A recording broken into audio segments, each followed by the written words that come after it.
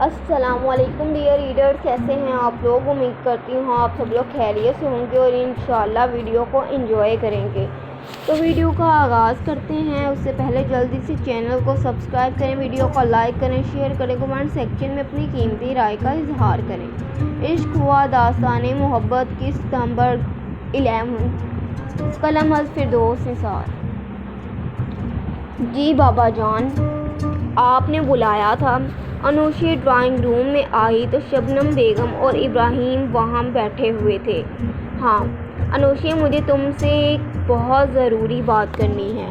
تمہاری جو video viral ہوئی ہے، اس کے خلاف میں نے سائبر کرائم میں رپورٹ کر دی ہے اور وہ ویڈیو ڈیلیٹ بھی ہو چکی ہے، لیکن میں چاہتا ہوں کہ تم اب یہ ڈرامہ ختم کر دو اور اپنے اصل حلیے میں آ جاؤ۔ تمہارے اس فیصلے کی وجہ سے اور ان حرکتوں کی وجہ سے ہماری کمپنی کو بہت نقصان ہو رہا ہے، ہماری ساکھ خراب ہو رہی ہے اور میں یہ بالکل بھی نہیں ہونے دوں گا۔ میں نے اپنی ساری عمر لگا کے یہ کمپنی کھڑی کی ہے۔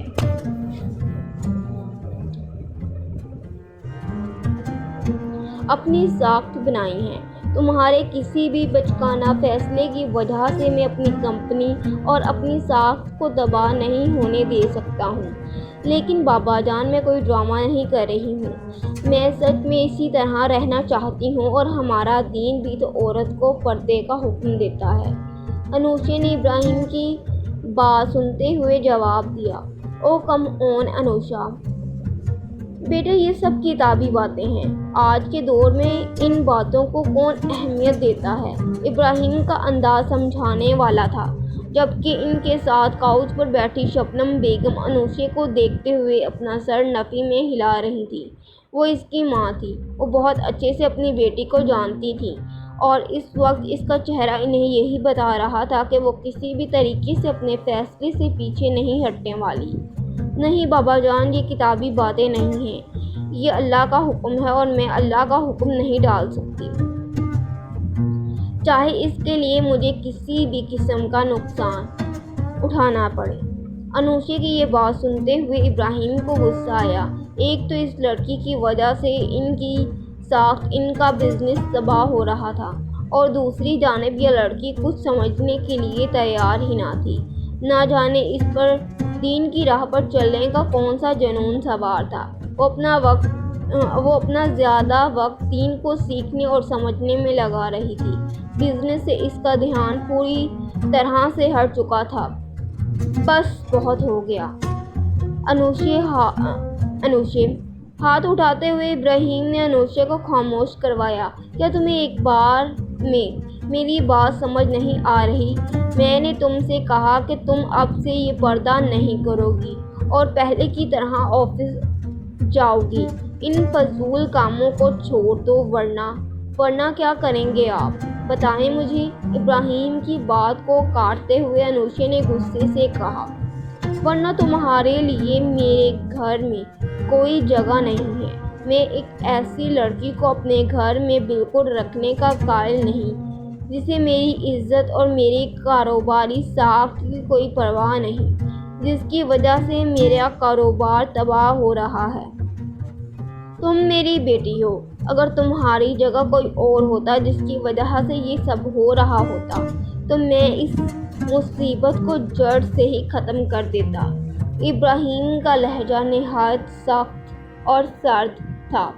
اب بولو، تمہارا کیا فیصلہ ہے؟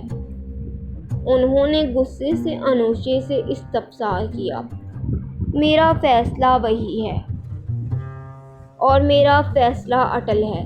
کسی بھی طریقے سے آپ مجھے میرے فیصلے کو بدلنے کے لیے مجبور نہیں کر سکتے۔ میں اپنے فیصلے پر قائم رہوں گی۔ میں آپ کے لیے یا آپ کے کاروباری ساکھ کے لیے اپنا فیصلہ ہرگز نہیں بدلوں گی۔ اور رہی بات مجھے گھر سے نکالنے کی، تو میں آپ کا گھر خود چھوڑ کر جا رہی ہوں بابا جان۔ میں ایک ایسے گھر میں بالکل نہیں رہ سکتی جہاں میرے فیصلے کی کوئی اہمیت نہ ہو، جہاں میں اپنی زندگی کو اپنے اصولوں اور اپنے خواہشات کے مطابق نہیں گزار سکتی۔ ویسے ماں باپ کا حکم ماننا فرض ہوتا ہے، لیکن اللہ کے معاملے میں یہ فرض ادا نہیں کر سکتی۔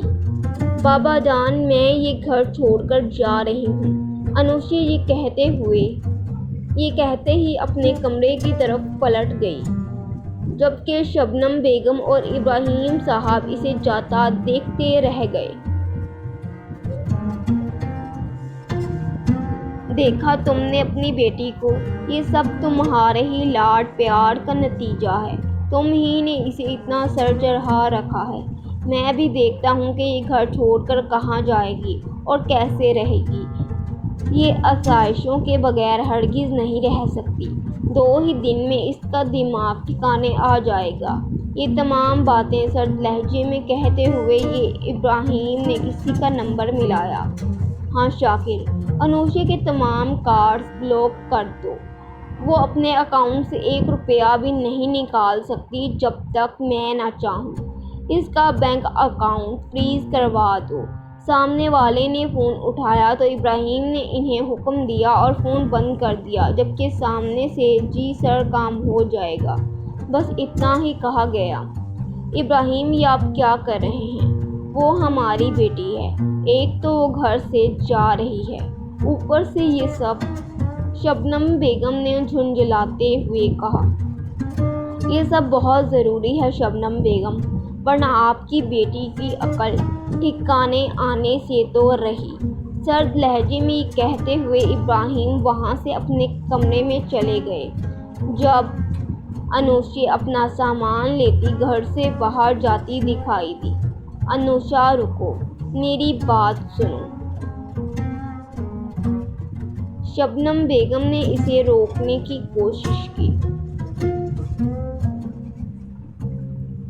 گائز، اپنی قیمتی رائے کا اظہار ضرور کریں، ضرور بتائیں کہ آپ کو ویڈیو پسند آ رہی ہے، نہیں آ رہی ہے، آپ ناول کو انجوائے کر رہے ہیں، نہیں کر رہے، آپ کا فیوریٹ کریکٹر کون ہے، ضرور بتائیں۔ دوبارہ سے کنٹینیو کرتے ہیں۔ کیا سنوں ماما؟ اب سننے اور کہنے کے لیے بچا ہی کیا ہے؟ انوشی، تم اپنی فضول ضد کی وجہ سے اپنے ماں باپ کو چھوڑ کر چلی جاؤ گی؟ یہ فضول ضد نہیں ہے ماما، اللہ کا حکم ہے، اور جو میرے لیے بہت ضروری ہے۔ اگر آپ لوگ اس میں میرا ساتھ نہیں دے سکتے تو میں بھی یہاں نہیں رہ سکتی۔ یہ کہتے ہی انوشی گھر سے نکل گئی۔ ماشاءاللہ، اب میری بیوی تو اپنے پیروں پہ کھڑی ہونے لگی ہے۔ حیام کو اپنے پیروں پر کھڑا دیکھ کر حمزہ حمدان نے محبت سے کہا، جس پر حیام ہلکا سا مسکرا دی۔ 2 مہینوں سے حیام کا علاج چل رہا تھا، اب وہ اپنے پیروں پر کھڑی ہو سکتی تھی اور آہستہ آہستہ چلنے کی بھی کوشش کرتی تھی۔ ابھی وہ بالکل ٹھیک تو نہ ہوئی تھی، لیکن اب اسے گھومنے پھرنے کے لیے وہیل چیئر کے سہارے کی ضرورت نہیں تھی، جبکہ وہ عائشہ سے عبداللہ کو بھی لے چکی تھی۔ اس نے اپنے بھائی کے بیٹے کا نام عبداللہ رکھا تھا۔ وہ بہت اچھے سے جانتی تھی کہ اس کے بھائی کو یہ نام بہت پسند تھا۔ مبشر جب بھی بات کرتا تھا تو کہتا تھا کہ وہ اپنے بیٹے کا نام عبداللہ رکھے گا، اور اس نے اپنے بھائی کی ایک خواہش پوری کرتے ہوئے اپنے بھتیجے کا نام عبداللہ رکھا تھا۔ حیام نے عائشہ سے ساری فارمیلٹیز پوری کرنے کے بعد عبداللہ کو لے لیا تھا۔ اس بات کی خبر مشتاق اور مبشرہ کو بھی تھی، جبکہ عائشہ خوشی خوشی اپنا بیٹا حیام کے حوالے کر چکی تھی۔ عائشہ جانتی تھی کہ حیام بہت اچھے سے اس کے بیٹے کا خیال رکھے گی، کیونکہ مبشر اور حیام بہت اچھے دوست تھے، جبکہ مبشر کی مشتاق اور مبشرہ سے اتنی نہیں بنتی تھی جتنی اس کے حیام سے بنتی تھی۔ وہ دونوں ایک دوسرے کے رازدار تھے، ساتھی تھے، بہت اچھے دوست تھے، اور اپنی ہر بات ایک دوسرے سے بلا جھجک شیئر کرتے تھے۔ ایک دوسرے کو مشورے دیا کرتے تھے، ایک دوسرے کی مشکل میں مدد کرتے تھے۔ وہ اپنے بیٹے کو خوشی خوشی حیام کے حوالے کر چکی تھی، جبکہ اپنے بھتیجے کو پا کر حیام بہت خوش تھی۔ وہ ماں کی طرح اس کا خیال رکھتی تھی۔